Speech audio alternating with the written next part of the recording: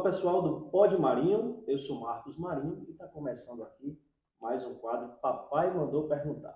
Estou aqui nos aposentos, né, no aconchego. Estou aqui de frente com Ida Steinmiller. Perfeito, Pronunciei perfeito? perfeitamente. Coisa boa, né? Já, E vamos começar. estou às ordens.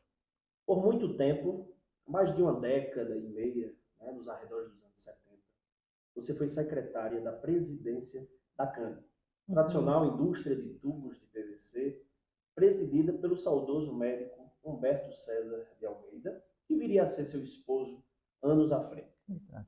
Naquele enclausuramento de uma sala confortável no distrito industrial, você acompanhou o crescimento do parque industrial paraibano sob os incentivos fiscais da Sudene e do Finor.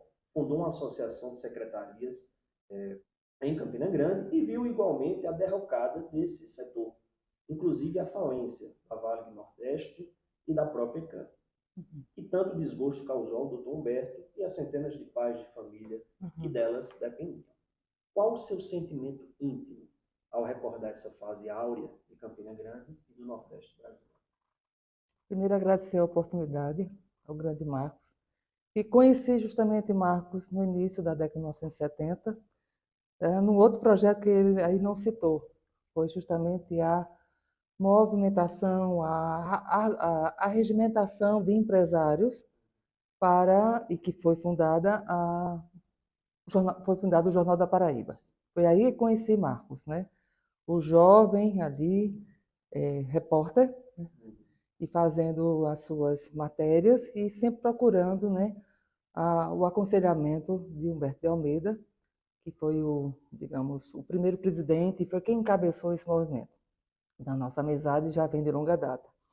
Então, para mim, foi justamente ao começar com 16 anos de idade, na Cande, como uma simples telefonista e recepcionista, e depois essa história não acabou, né? Permanece mesmo fora do seu ambiente de trabalho, mas continua com as responsabilidades. Realmente vi o Distrito Industrial no seu nascedouro, mas já com muita força, né?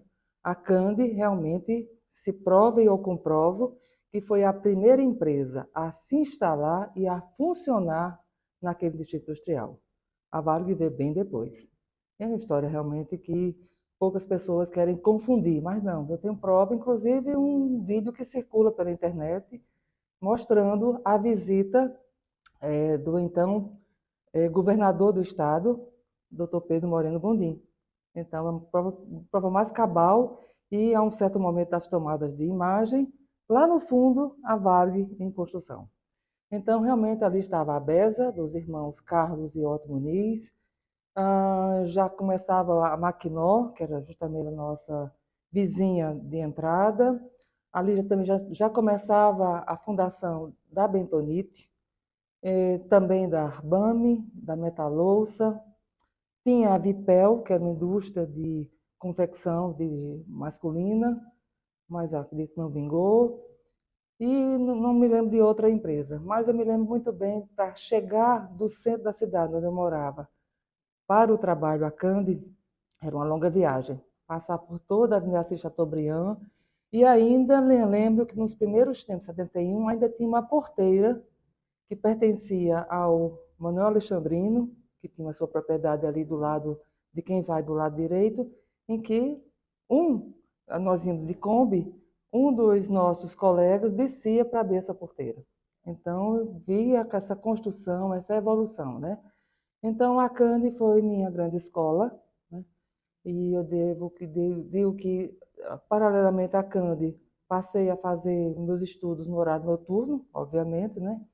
Então, eu digo que nenhum sacrifício hoje, nenhum sacrifício que eu fiz naquela época, para mim, foi sacrifício.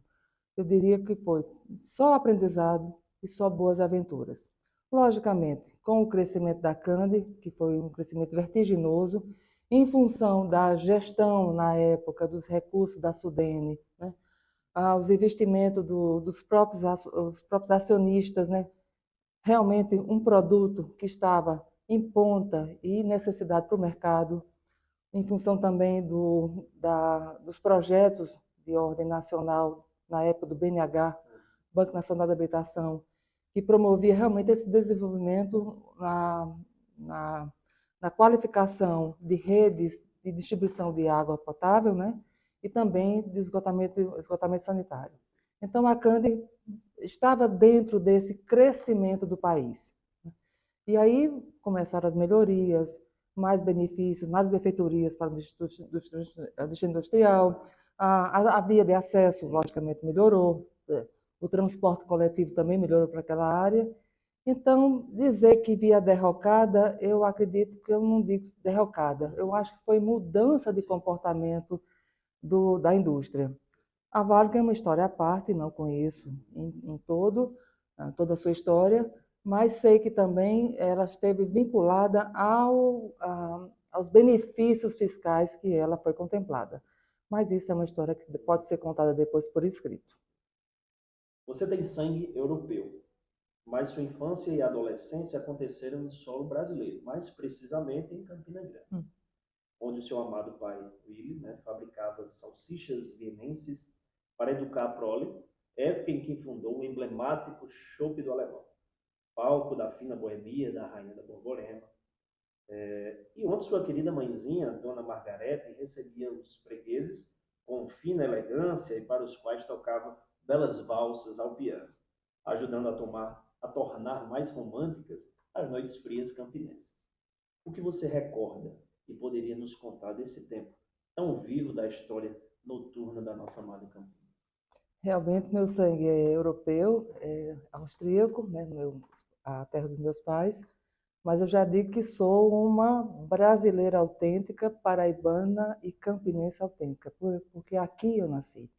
Os meus pais aqui chegaram em Campina Grande exatamente no dia 14 de maio de 54, e em novembro de 54, dia 19, eu dou meu primeiro choro na maternidade Eupídio de Almeida. Então, eu digo que os importados são meus três irmãos, Renata e Helga e Victor, né, que chegaram também pequenos, e realmente a nossa educação toda, ela praticamente 90% da educação europeia, o rigor, de fato, mas me sinto muito nordestina, aliás, me sinto totalmente nordestina, mas carrego no meu sangue toda essa educação, toda essa cultura. Com relação à história do chopp do alemão, também vai merecer outra história, este ano, em 54 aqui eles chegaram, mas meu pai chegou primeiro ao Brasil em 53. Exatamente neste mês de agosto para setembro, 12 de setembro, ele aportou no Brasil. Então, este ano nós estamos em 2023, registrando 70 anos da chegada dele ao Brasil. Então, o primeiro ano foi um ano muito difícil, mas que culminou no ano seguinte, em 12 de novembro de 55, a inauguração oficial do Chopp do Alemão, onde ele, justamente com o seu espírito empreendedor e com a questão, digamos, de mudança de hábitos aqui da sociedade campinense, né, que na fabricação dos seus produtos, da sua profissão de salsicharia, de salsicheiro, né, ele teve a ideia genial de juntar, o consumo do produto com uma bebida.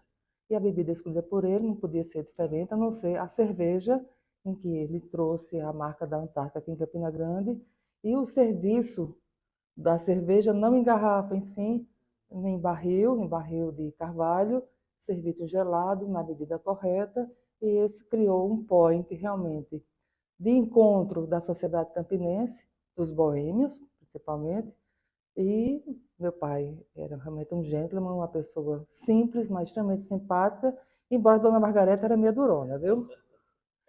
Enfim, eu sou criança, não podia participar da vida noturna, né? Mas a família, com negócio no térreo e morando no primeiro andar, logicamente escapava, né? À noite também atrapalhava um pouco o nosso sono. Mas frequentar o shopping realmente não era permitido para crianças menores de idade, viu? Hoje, Ida, você não é mais secretária, né? Mas memorialista e talentosíssima escritora, autora de livros de espetaculares artigos publicados no jornal A União, contando histórias e histórias de gente que contribuiu para qualificar a sua geração. Essa guinada na profissão, digamos assim, veio por acaso ou você já tinha essa veia literária e somente agora optou por liberá-la? Mais ainda, você já se sente realizada na área ou ainda podemos esperar algo mais especial? Eu vou de trás para frente. Não, não, acho que agora que começou. Mas começou por um incentivo, né? Um incentivo de um grande professor, de um mestre na arte da escrita.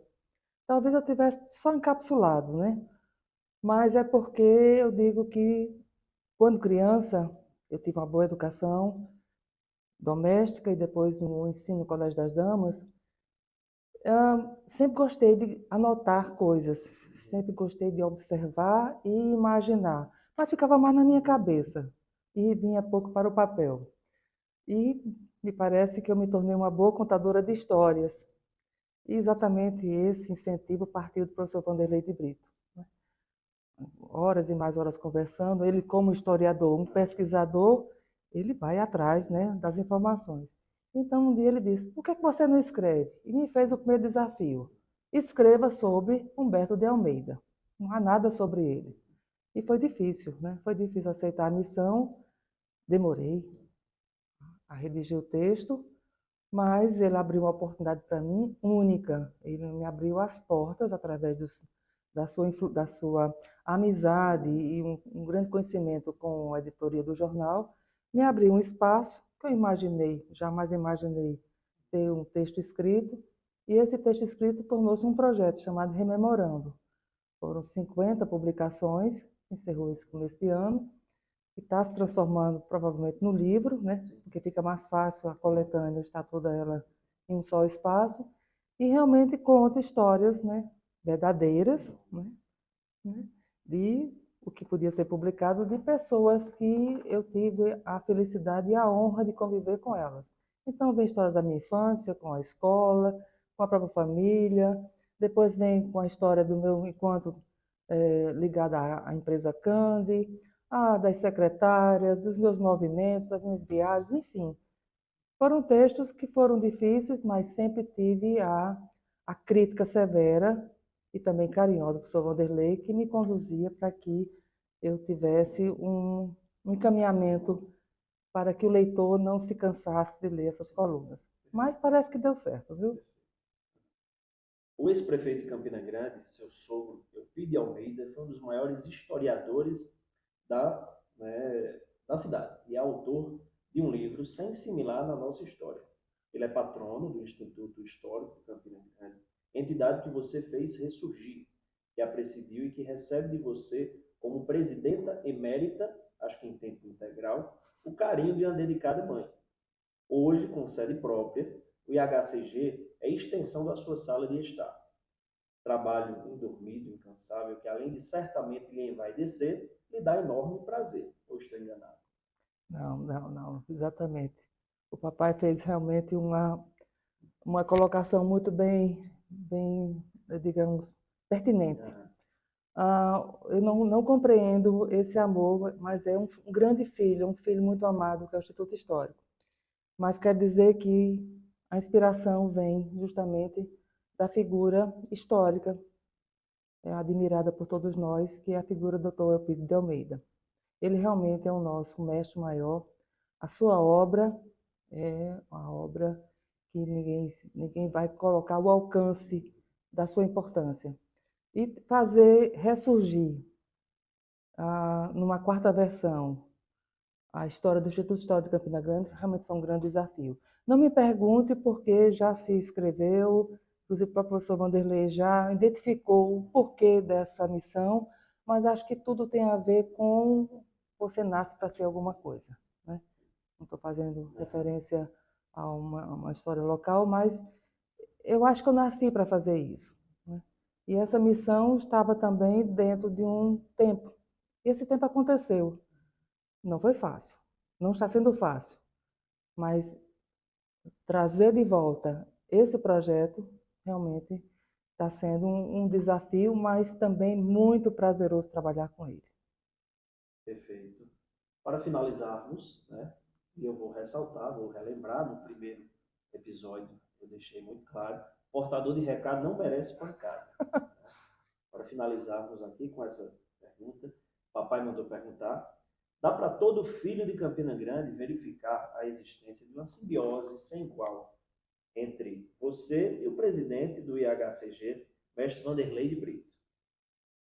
Ele próprio, um dínamo sem igual das nossas paragens, espécie de homem das 1001 utilidades, pintor de telas, de túmulos, de tetos e de paredes, arqueólogo, professor, escritor, poeta, orador, diagramador de jornais e outros sem fim de coisas. Ida e Vanderlei, em relação ao IHCG, aparentam ser um único corpo. Daí ser inevitável essa última pergunta, sem que aqui, né, se queira invadir a sua privacidade. Você e Vanderlei já dormem juntos, embalando os mesmos sonhos e ideais? Não dá, não tem tempo para dormir, não. É só trabalho. Só trabalho. É só trabalho. E é um trabalho maravilhoso e que permaneça por enquanto Deus permitir a vida e deixar isso para as próximas gerações. Muito bem. Viu? Pois é, esse foi o quadro que o papai mandou perguntar. Viu aqui essa conversa agradabilíssima, né, na casa aqui da senhora Ida, essa personagem, esse ícone de nossa história. Muito obrigado, Ida, pela participação aqui no Pod Marinho, viu? Mais uma vez, lhe agradeço.